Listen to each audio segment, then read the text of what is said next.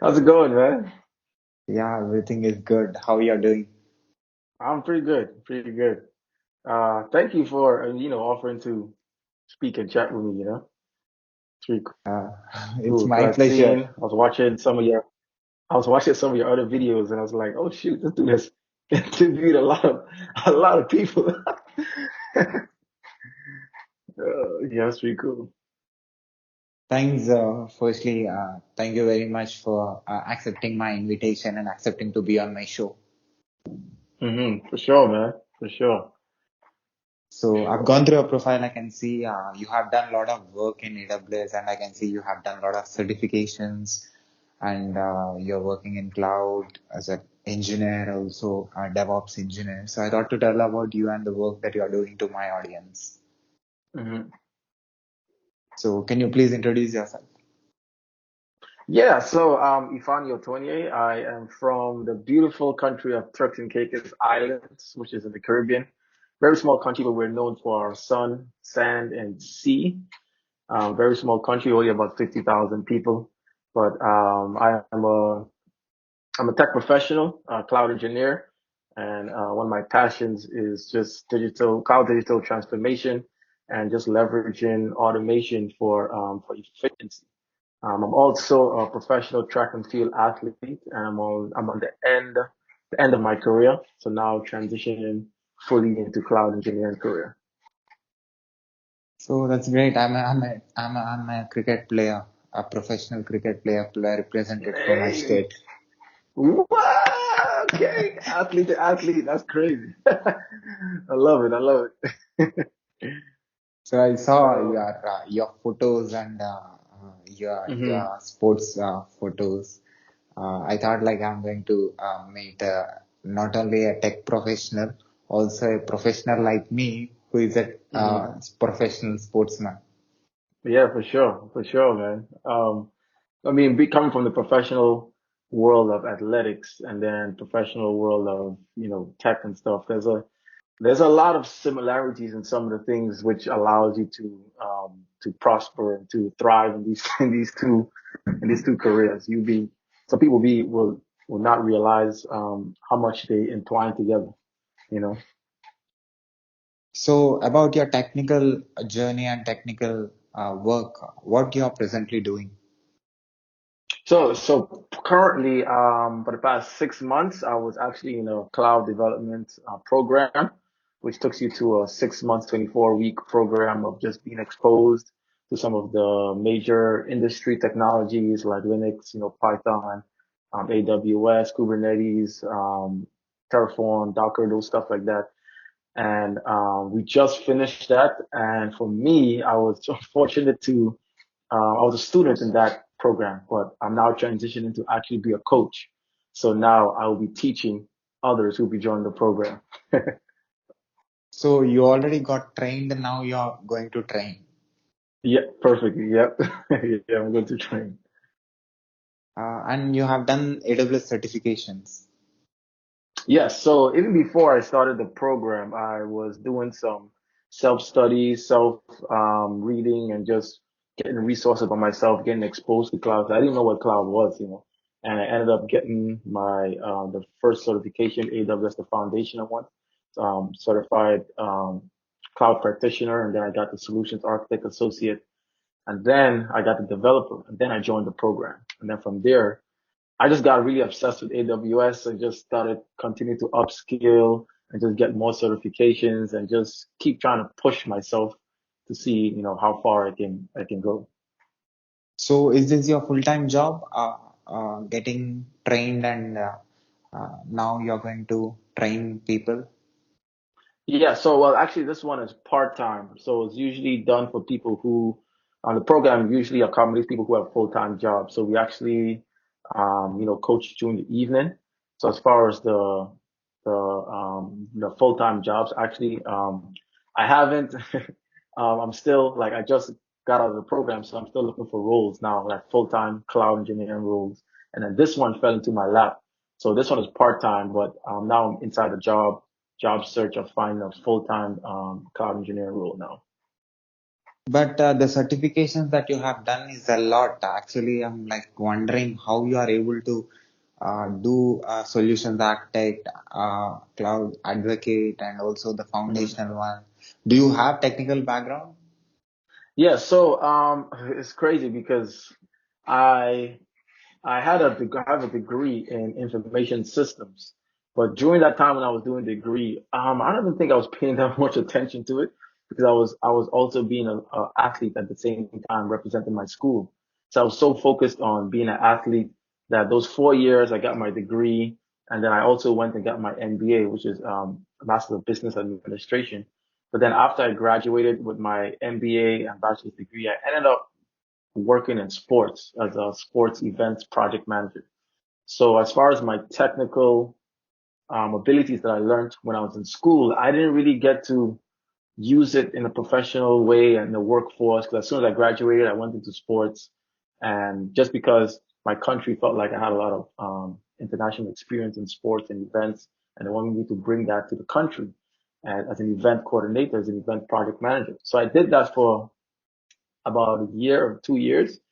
And then after a while, I felt, man, this is not this is not a career for me. Like, because I recently got married, and I started thinking of the future, long term, like what is going to be able to provide for my family, what really matters, something that's going to be set up my family, like my generation after me. Like I needed something that also something I was passionate about. So when I was working in the sports, it was something that I loved doing, but it wasn't something I liked in administration. The administration part, I didn't have fun doing that. Sporting events are every weekend.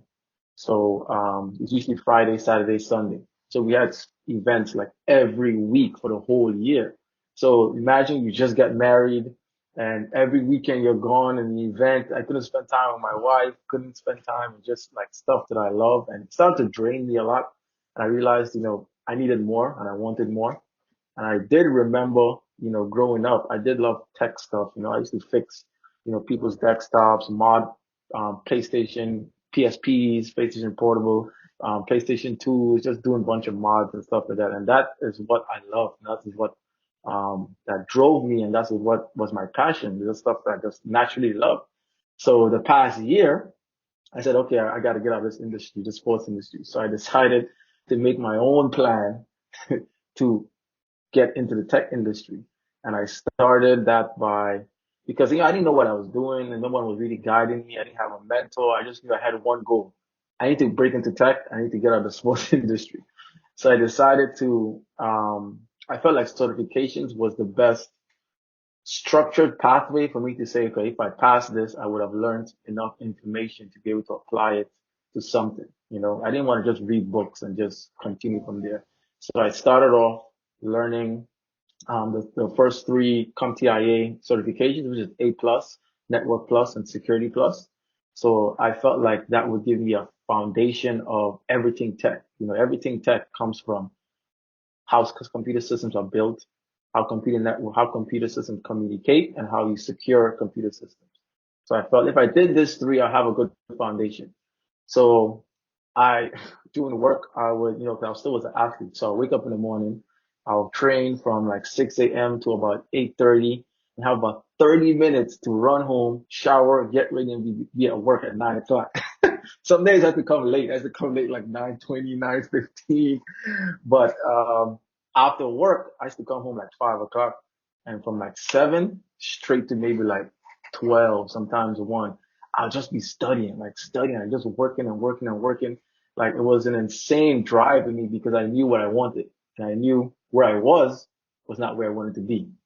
So in like 3 months, no, it was 4 months. I got the A plus, the security plus, and network plus.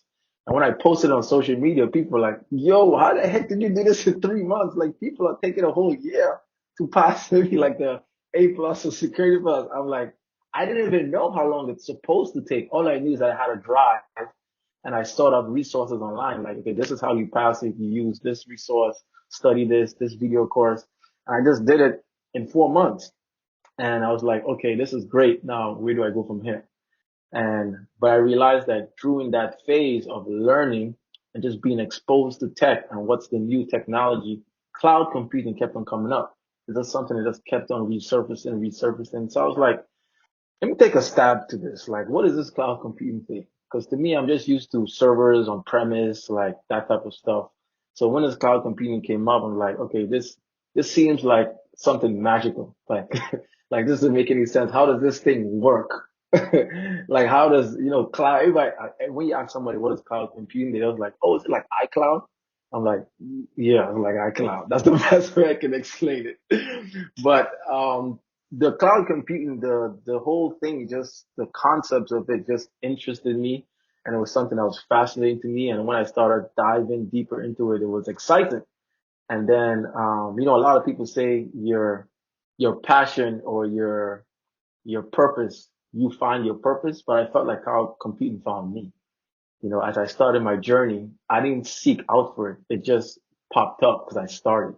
I put my first foot forward. So that's like great advice. I always tell people, like, if you're trying to find your purpose, you're trying to find what industry you're going to go in, you can just spread your wings wide and just be exposed to many things. And then you end up finding out what you like, or what you like might end up finding you.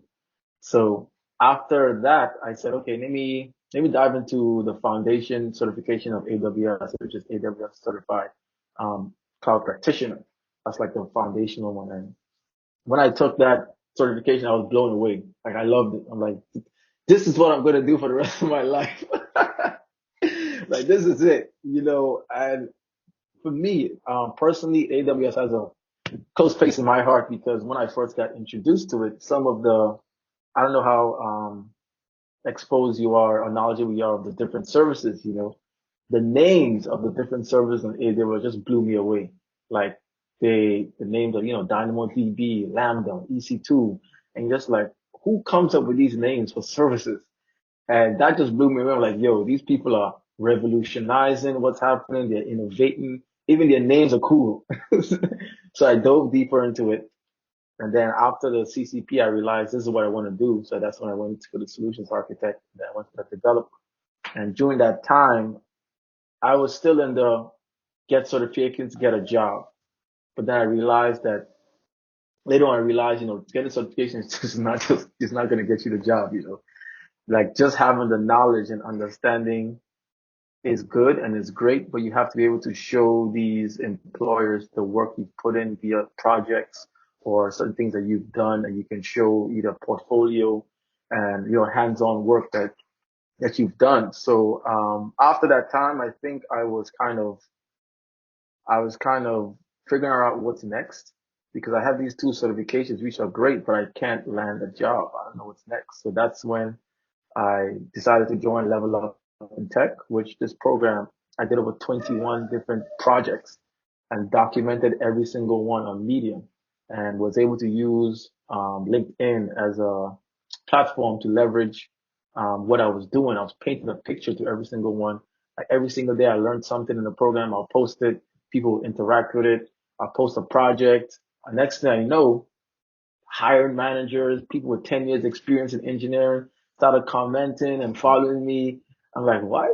These people have so much experience. Like, why are they so interested in me? And there are a lot of people who are like a year behind me started, asking me questions like, hey, how did you do this? Like, I'm trying to follow you. Like, can you mentor me? And that's when I started realizing that a lot of times, um, the best person who can mentor you is the person who's just a step ahead of you, because the stuff that he or she did is relevant in their brains and their minds. So they can tell you exactly what they did.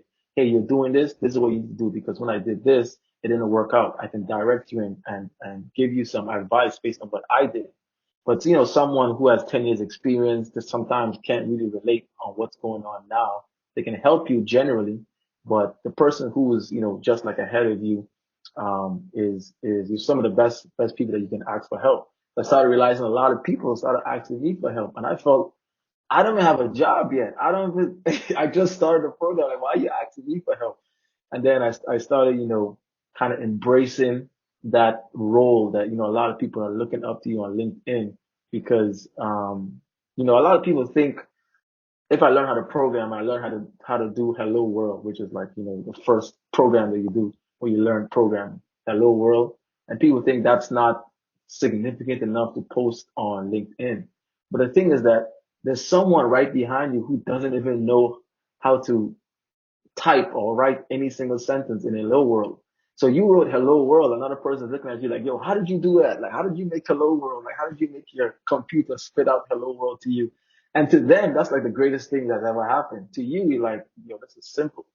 So if you look at it like that and on your journey of trying to transition to a different career, trying to break into a different industry, like you have to kind of like learn in public, which is kind of you be vulnerable enough to be able to do that, which is kind of tough for some people.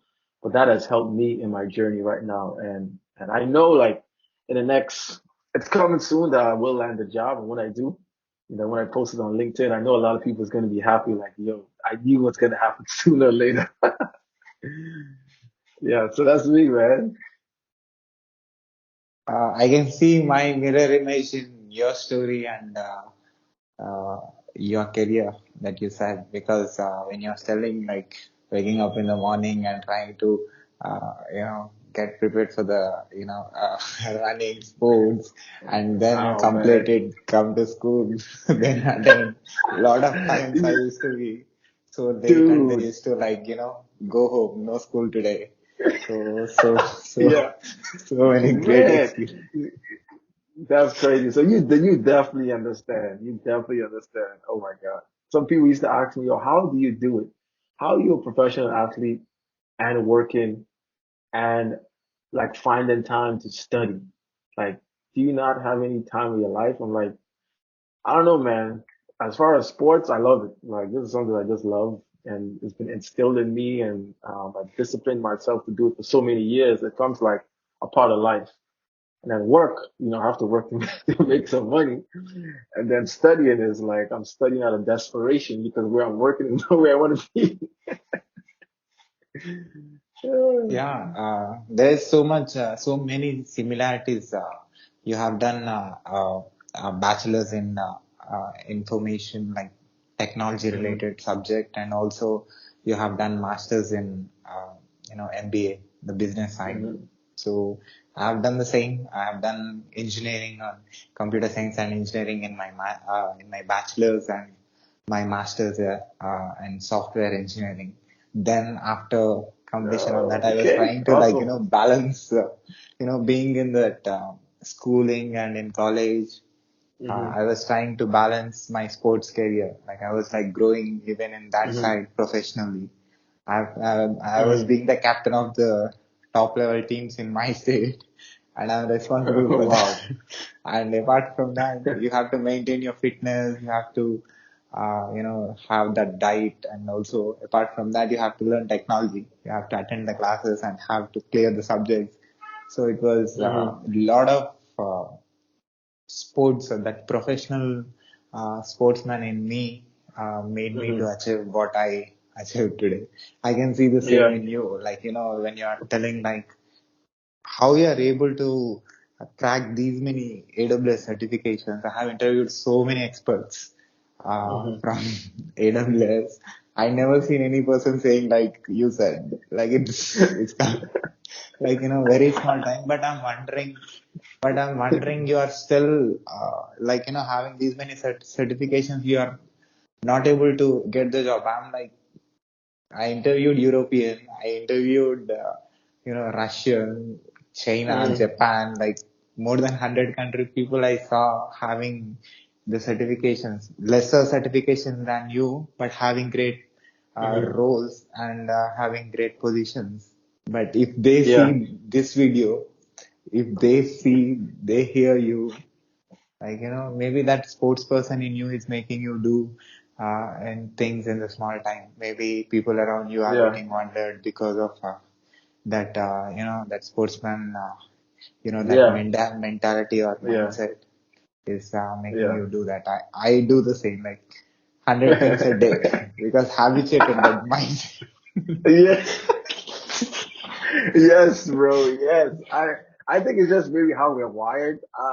Like I don't know, it's almost like I can't just sit down and just do one thing now. It's like you doing those many things is what makes us tick, is what makes us move. And that's one of the reasons why I kind of was interested in cloud engineering and DevOps. There's just so many different tools and technologies that you can learn. You never really get bored. You're always studying. You always have to learn so many different things, and then being able to put everything together is kind of like it's almost kind of like you're like the certifications for me almost felt like a competition. Like, okay, beating this test is I won, I could do it, this test wasn't able to beat me, I put myself to the test and, just being able to, when you do sports, the internal love for it is trying to see how far you can take your physical body to be able to do something special.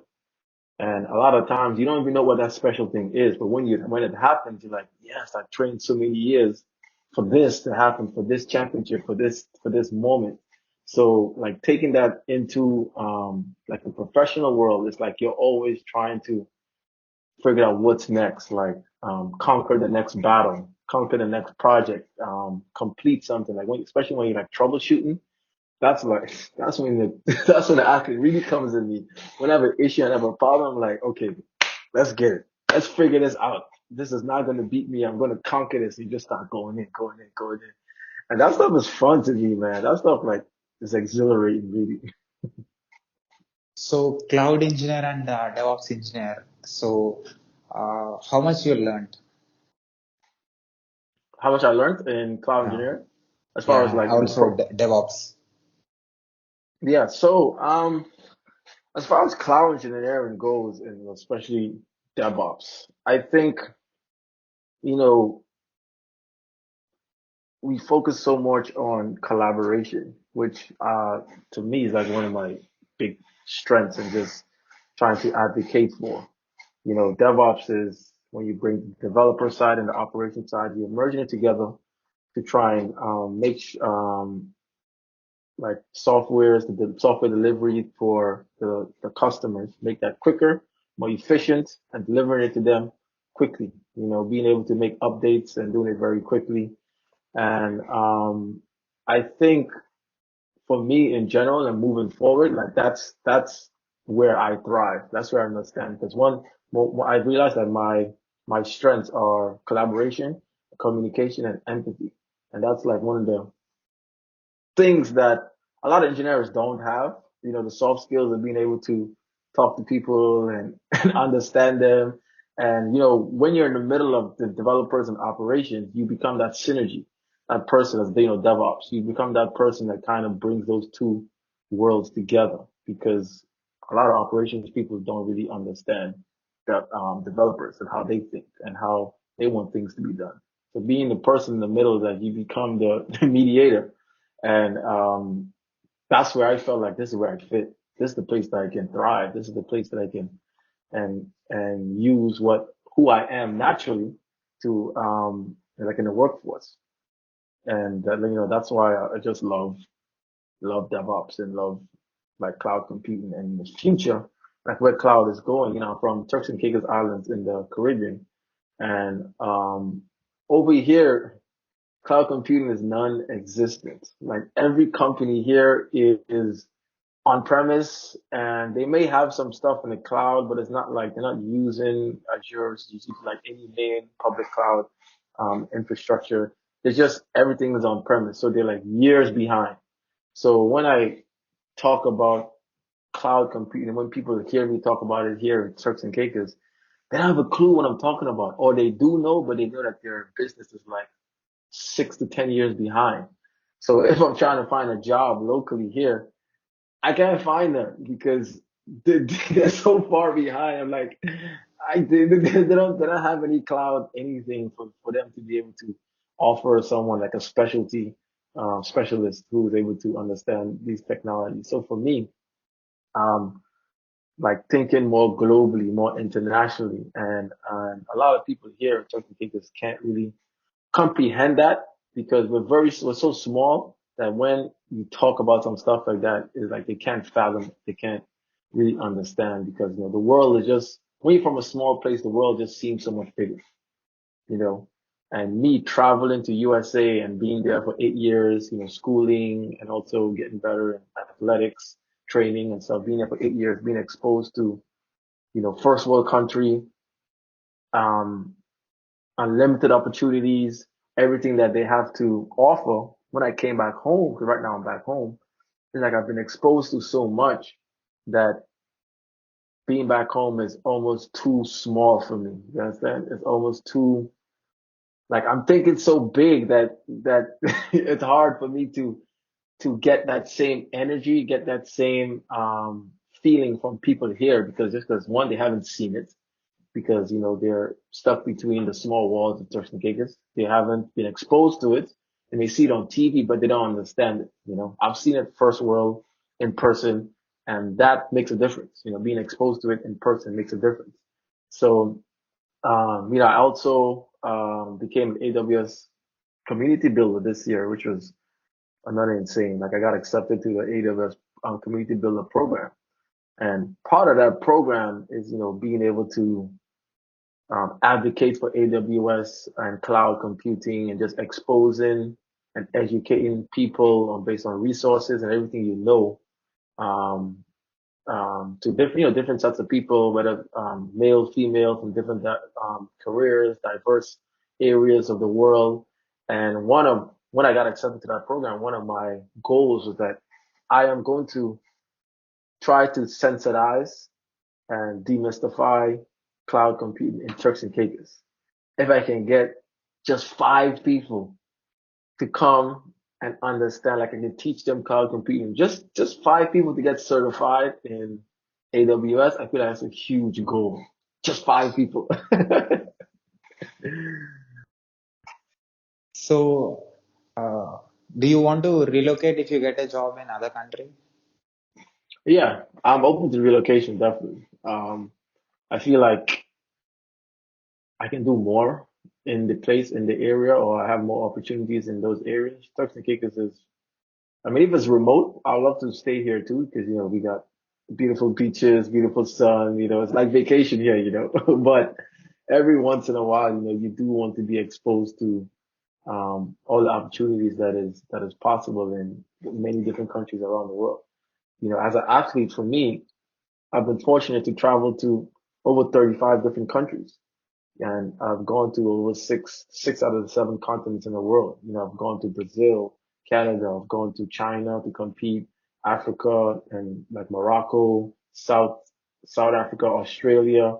Like, I've gone to all these places to compete. So as far as being exposed to the world, I've done that, and and like, right now, that's a part of me. I've been exposed to so many different people from different countries, different cultures, different creeds, that, like, I can't just stay in one place now. Like, I need to visit people, interact with new people. I love meeting strangers here. Like, the greatest thing for me is when you meet a stranger, and then you find out you have so much more in common than you think you know. Like, you can meet somebody on the other side of the world, and you start talking to them, and you're like, oh shoot, like, you find something common. Like, that's the greatest feeling for me, because you tend to realize that humans aren't that much different.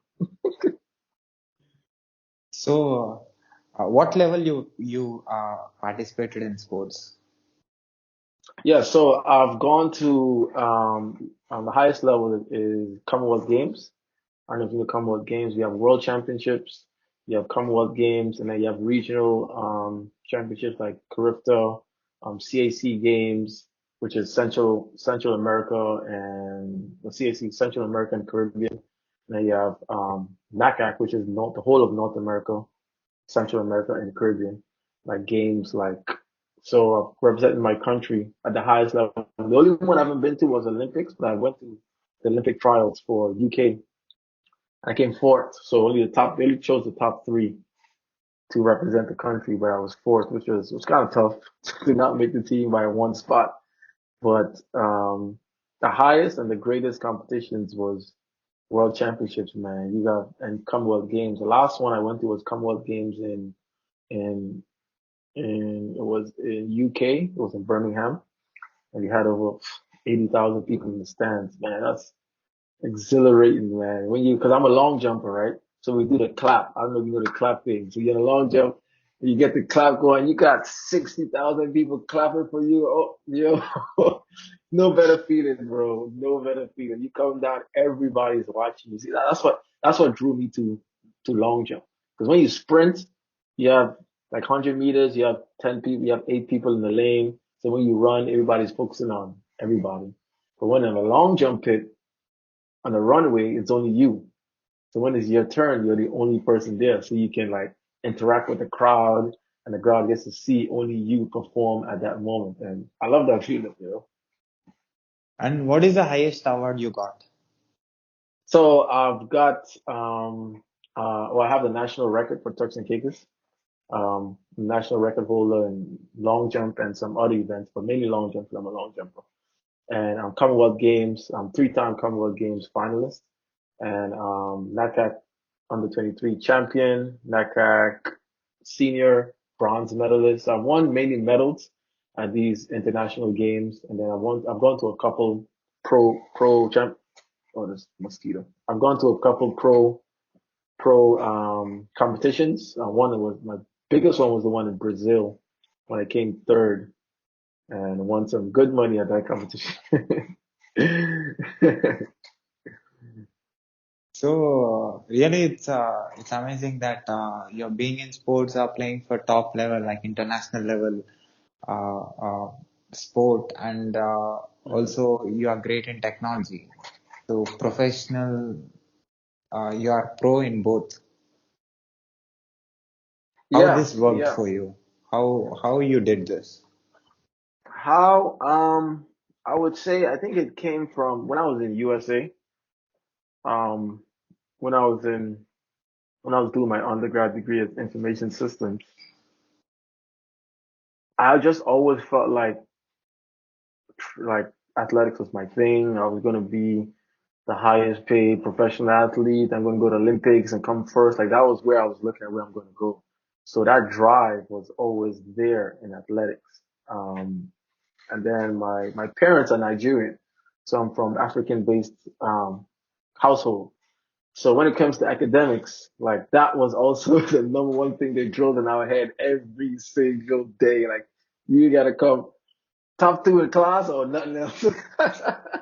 So we didn't have like no matter how far I drifted off into athletics, like I still had to make sure my academics was there, and I had to make sure that whatever career I chose was going to be something that could take me, could help me after athletics was done. Because you don't know how long you're going to be in this sport, but I made sure to choose a major that I could fall back on, in tech or in technology, which is exactly what I did now.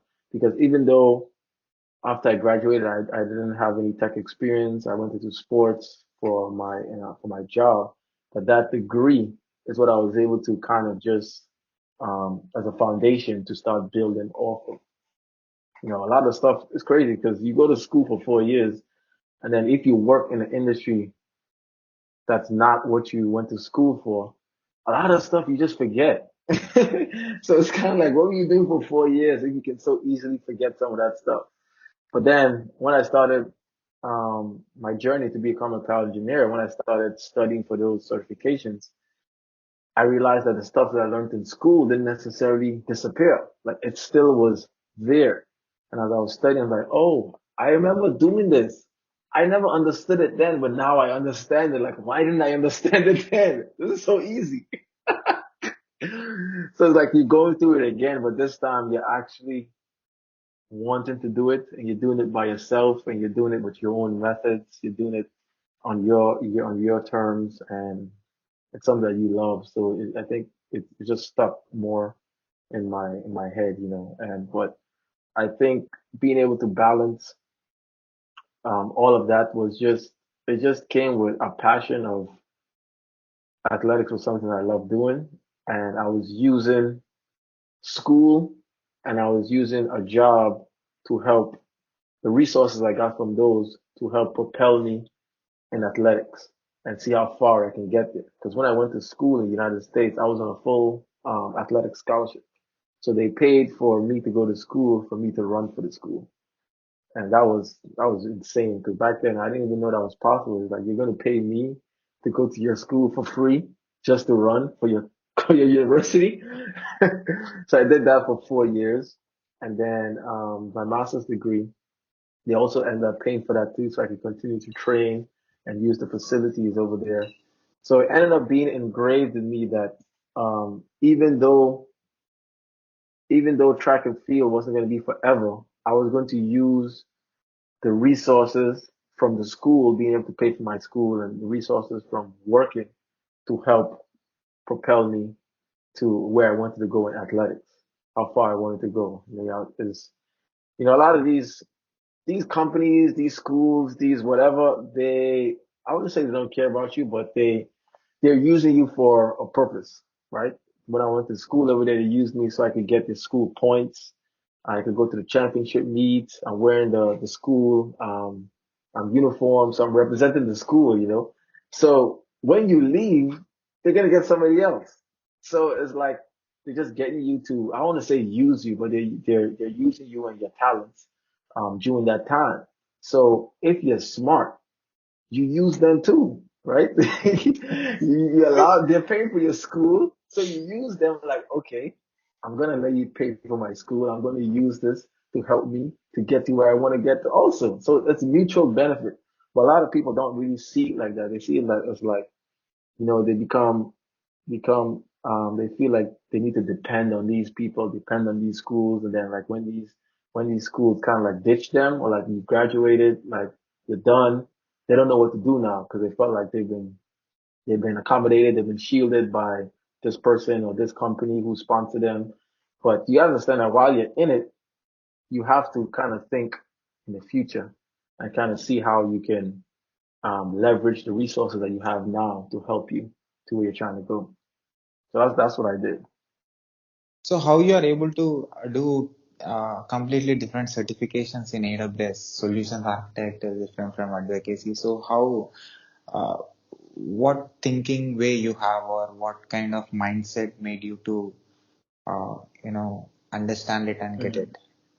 Yeah. So I have a formula which I always tell everyone that I use when it comes to AWS certifications. They have like three of the best instructors in the world right now, which I use them. Stefan Merrick, he has a video course on Udemy, and you have Neil Davis, who also have video courses and practice exams, and they have a guy named for Tutorials Dojo, which is John Bonsu. John Bonsu has practice exams for AWS certifications.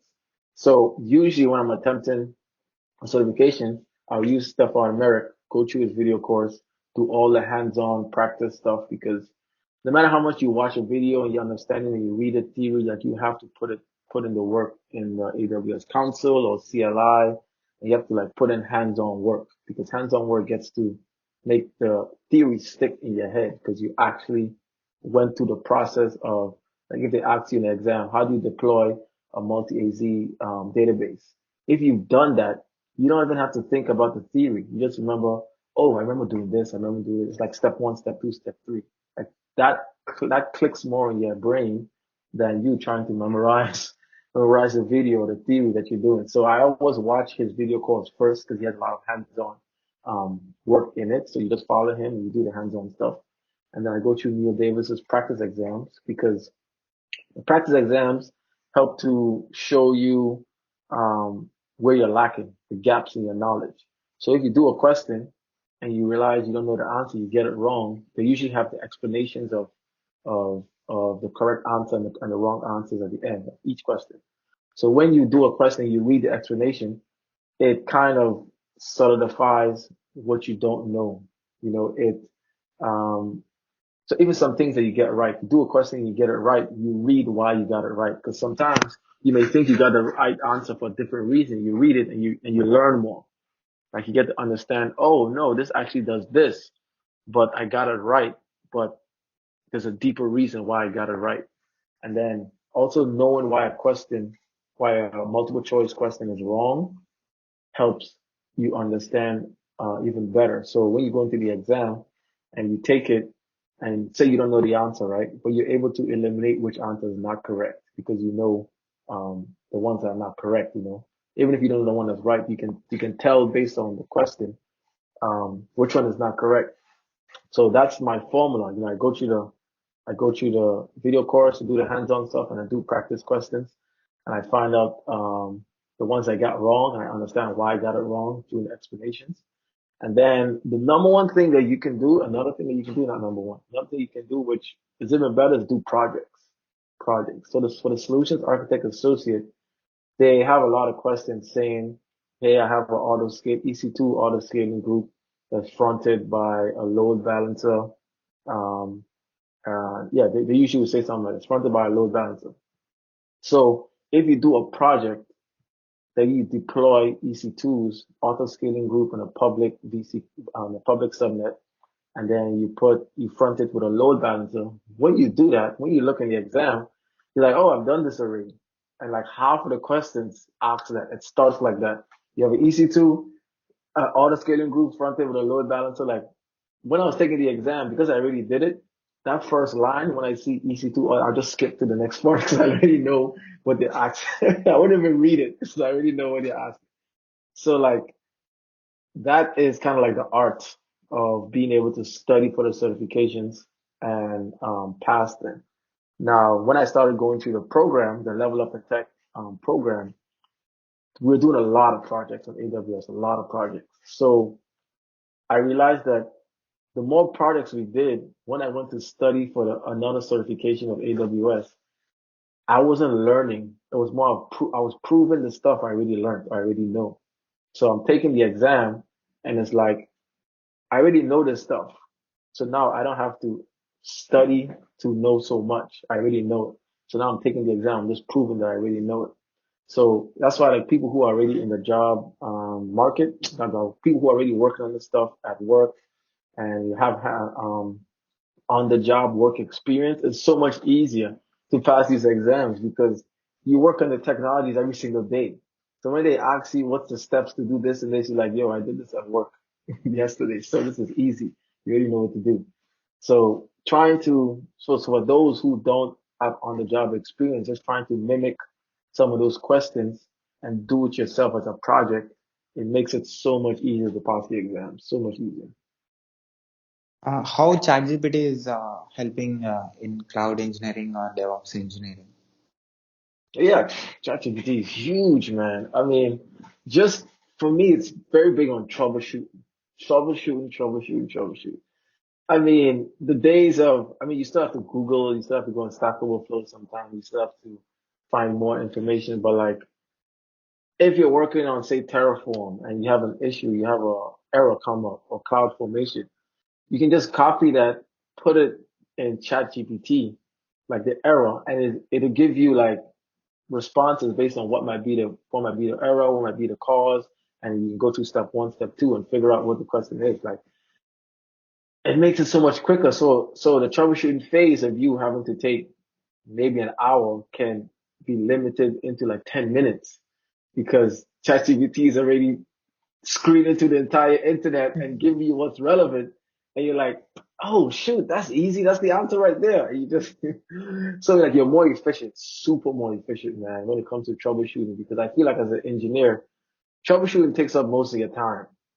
Like that there takes up a lot of your time. You can build a project, you can think about it, conceptualize it, build it. But once you start testing and there's issues and there's problems, like that is where most of your time goes. So yeah, being able to use AI and ChatGPT to help you in the troubleshooting process in general is just going to help more, even the DevOps, because DevOps is all about automation and efficiency.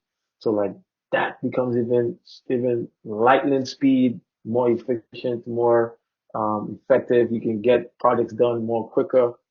You know, I don't advise putting your code into like ChatGPT because of security reasons, but you can um you can edit the thing like how you want or just like snippets and just ask it, hey, different prompts and stuff like that, and listen. I feel like we're just touching the surface of what's going to happen in the next 5 years. Like this stuff is going to be explosive. So, what projects you have done in DevOps? What kind of Yes. projects? So we can start from just using Python for automation. and using the Boto3 library to interact with AWS services. So you can use Python to say create a script to spin up EC2s or stop EC2s. Say for an example, you're working in a company and you have different EC2s, virtual machines.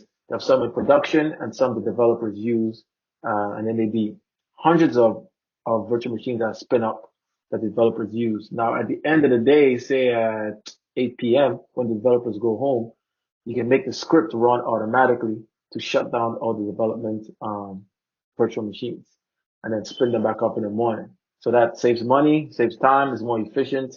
Nobody has to manually do that. So that was like a great project that we did. So and I don't and also in that project you had production virtual machines up too. So in that project you had to so in that Python script you had to differentiate in the script only take down the development tagged or development labeled virtual machines because each virtual machine was labeled production or development. So to go through all the development, all the virtual machines and only stop the development ones. So that was a pretty nice project we did. It incorporated Python, Event Bridge, and using Lambda for serverless computing, which was pretty great. So another one we did was building a three-tier architecture. We have the presentation tier, the application tier, and the database tier. So you build that with in a custom VPC, virtual private network. Um, and then you have the presentation tier, which is you have virtual machines there that interacts with the internet. So you go on Google.com, you go on Amazon.com, that first page you see is the application tier being served from the application tier. And then the, no, sorry, being served from the presentation tier. The application tier is more the logical operations where you know, do a lot of Python stuff. And then the database tier, which is at third, um, bottom tier is interacting with the middle tier to be able to store all the information and that is the back end of the application. So we built that from scratch on what do we use AWS, and then we also did it on Terraform. So Terraform was huge. At the end of the program, we used mainly Terraform, and I loved that because earlier we were using CloudFormation, and when we got introduced to Terraform, I was like, this is like 10 times better than CloudFormation. CloudFormation is horrible. CloudFormation is AWS's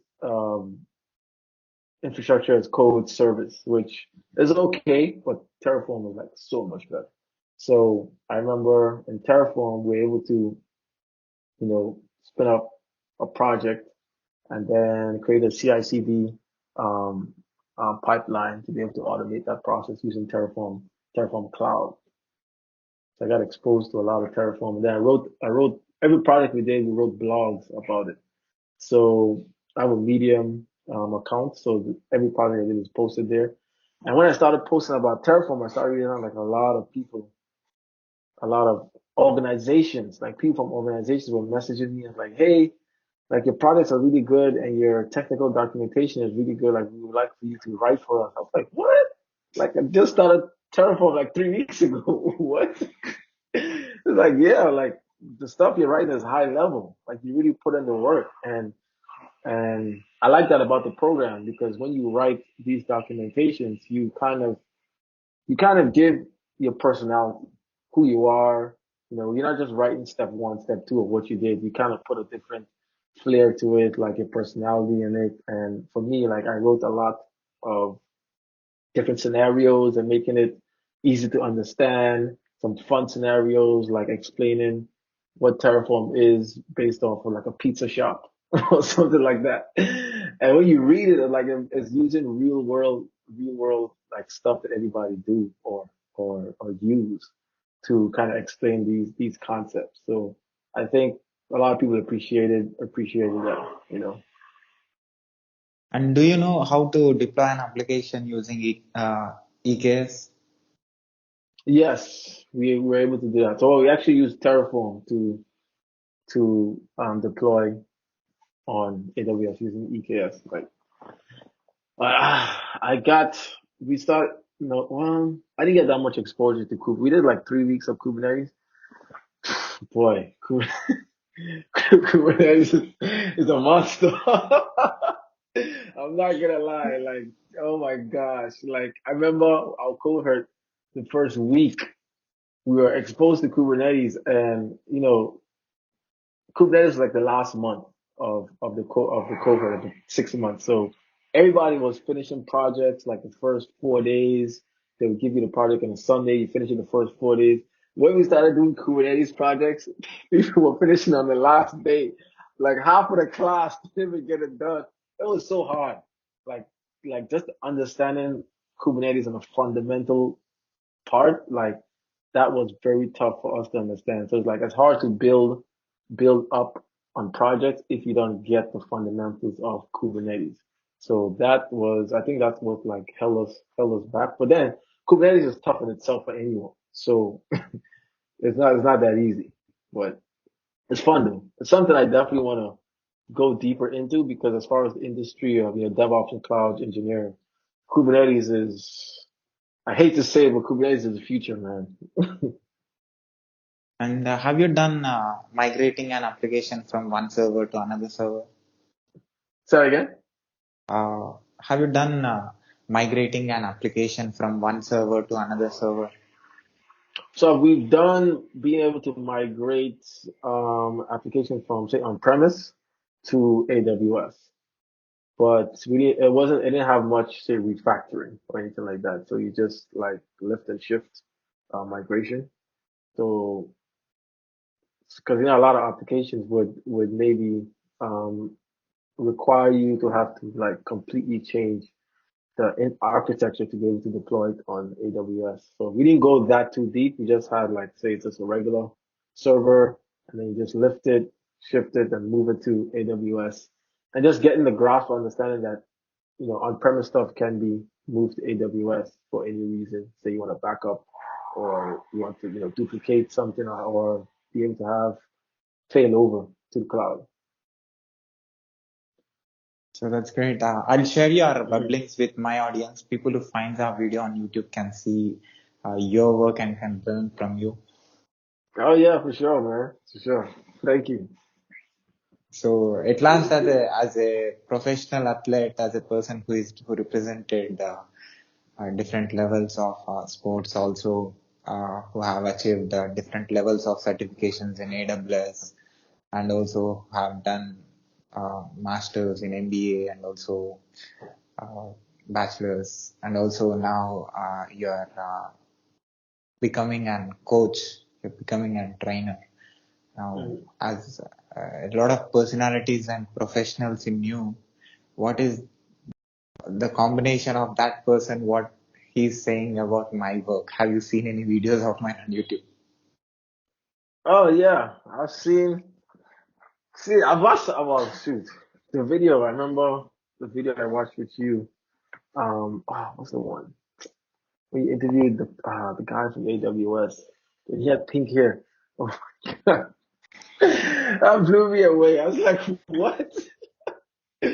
So I'm trying to understand how do you get these people? Like, well, I know how you messaged me, but like, how did you get that dude to interview? So it's a network. I created a network and it is going everywhere on the planet. Oh, that's crazy, man. That's crazy. I love it. So what is your observation about my work, about all my videos and my, Yeah. yeah. No, I think first of all, I think I commend you on what you're doing. You're first of all, you have passion on what you do and what you love. And you're seeking out and you're doing this thing, and like I said, when you interviewed the person from Amazon, like a lot of people think that's impossible, but you were able to do it. And that doesn't necessarily like any like it doesn't mean that you're more special or you're better than anybody else, but you are the one who was daring enough to put yourself out there, to be able to ask someone of that stature, hey, do you want to do an interview? And I think you inspire and motivate a lot of people to be able to push to what they love, push to what they're passionate about, and nothing is too far, nothing is too big for you to accomplish. If you have a dream, no matter how small, if you take the first steps, step one, step two, and you just keep going, it's like you're the perfect example of that. And the platform that you're building is, you're exposing so much to so many people around the world who don't know these things, who aren't able to understand these things, or these people, and you're bringing different personalities to people, which is extremely valuable. Yeah, I don't know what um, career you're trying to go into, but I think you being able to interview people and being able to educate and just be a spokesperson, and you really should look into developer relations. I don't know if that's something you thought about. Yeah, I interviewed experts who are from that role. Yeah, bro, like think about it, because these companies, like, they want someone who is able to go out there and do daring stuff and to reach out to a community and build a community and expose their technologies and what they stand for to the world, And I think you have the personality, I think you have the drive and the passion, and this is what you do, this is what you love, and you just be getting paid doing it. It's extremely valuable, your feedback and your words about my work, because you have represented top level sports, as well as you have done top level certifications and in AWS. Like your observation, your words about my work, extremely valuable. I'll definitely store these words all my life. I'll Yeah, for I'll sure, put man. this in my laptop. For sure, man. Yeah, man. Definitely just continue what you're doing, man. I can see there's great things gonna happen. Like, if you just continue, man, when you talk about building a community, man, like, there's endless possibilities, and you're on the way to do something massive, you know. Just keep I going, did bro. I did something different that I interviewed people who works in NASA. Oh my God. Bro, you see, like, it's crazy. Like, I was watching some of your videos, man. I'm seeing some people. I'm like, what? Wait, I didn't interview this person. Like, so when you asked me to interview, I was like, oh shoot, I gotta get on this. I gotta get on this, man. This guy. Yeah, man. Well, kudos to you, man. I mean, even to be able to convince people to talk to you is a big thing, because a lot of these people are busy. A lot of these people have so much things going on. Like, for them to take their time out, like, you have a like special art. You have a special thing that you have, that you're able to reach out to people, and they can come and speak to you. So I don't know how you do it, but you got me. So I'm happy to be here, and I'm glad to be part of your part of your thing, man. For sure. So all the people that are watching this from anywhere on this planet, what do you want to say? They can be in different professions, or they can be in Mm-hmm. technology in different levels, who will be hearing you, that you have learned in your life that may work for them and that will benefit them in their development or in their growth. Yeah, no, for sure. So based off of, my life and what I've learned and to where I am, being so diverse and doing so many things, I realized that one, you have to, you have to have a dream. If you have a dream, I'm sorry, if you have a dream of something that you want to do, never believe that it's not possible. Never believe, always believe that it is possible. And then once you figure out, and once you believe that it's possible, then you set goals to attain that dream. You know, once you can do that, the sky is the limit. If you never give up, trust me, you'll be surprised what you're able to do if you never give up. And there's something that my coach told me, was like, you have to own your power, and you have to own your power, meaning, like, a lot of times we go through life and we tend to blame, external things of why this isn't happening, why am I not in this situation. But then he told me, if you want to be great, or if you want to make a change in your life, you have to make that decision for yourself, and you have to do it. So you always have to look internally first and say, if you want to do this, if you want to change your situation, if you want to be this, look in yourself and then say, this is what I'm going to do. And then create a path, you create a plan of how you're going to achieve it. And then during that path, let me tell you, it's not going to be easy because if it was easy, everybody would be doing it. If it's something worth getting, it was not going to be easy. So you have to pursue it relentlessly. You have to pursue it almost like a madman, like you're crazy. Like people are going to think you're crazy, and that's okay. Because at the end of the day, when you accomplish it, you're not going to be crazy anymore. Everybody's going to be looking like, how did you do it? So that's what I'm saying, man. Just you have a passion, you have a dream, you go for it no matter what, relentlessly and with great passion, and just don't give up, don't let up, don't let the outside noise, what other people think, what other people are saying to discourage you. You know the goal and you know what you want, and you go for it and with all your might. So even one person who is watching and listening to the words that you're saying, if they change and if they grow or if they develop their skills or their mindset and for the positive change in them, you will be the reason for their growth and for their happiness and for their smile.